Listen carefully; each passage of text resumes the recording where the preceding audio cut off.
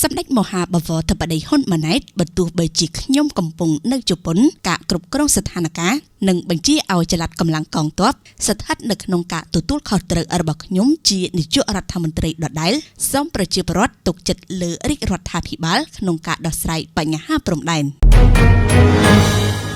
ពីទីក្រុងតូក្យូប្រទេសជប៉ុនក្នុងពេលបំពេញបេសកកម្មការងារនៅព្រឹកថ្ងៃទី29ខែឧសភានេះសម្ដេចមហាបវរធិបតីហ៊ុនម៉ាណែតនាយករដ្ឋមន្ត្រីនៃព្រះរាជាណាចក្រកម្ពុជាផ្ញើសារទៅកាន់ជនរួមជាតិខ្មែរចំពោះស្ថានភាពនៃការប៉ះទង្គិចប្រដាប់អាវុធរវាងកងទ័ពកម្ពុជានិងកងទ័ពថៃនៅព្រំដែនក្នុងតំបន់មុំបីខេត្តព្រះវិហារនាព្រឹកថ្ងៃទី28ខែឧសភាឆ្នាំ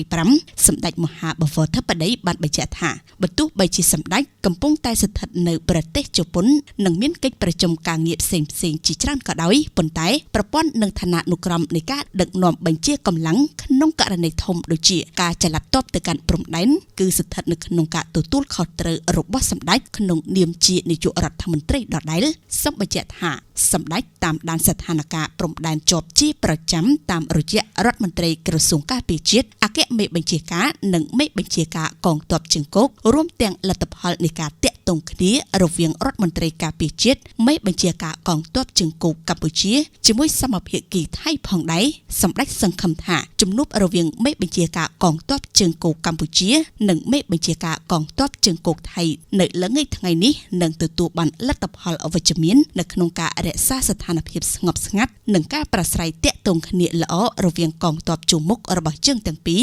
ដោយដែលបានធ្វើនាពេលកន្លងមក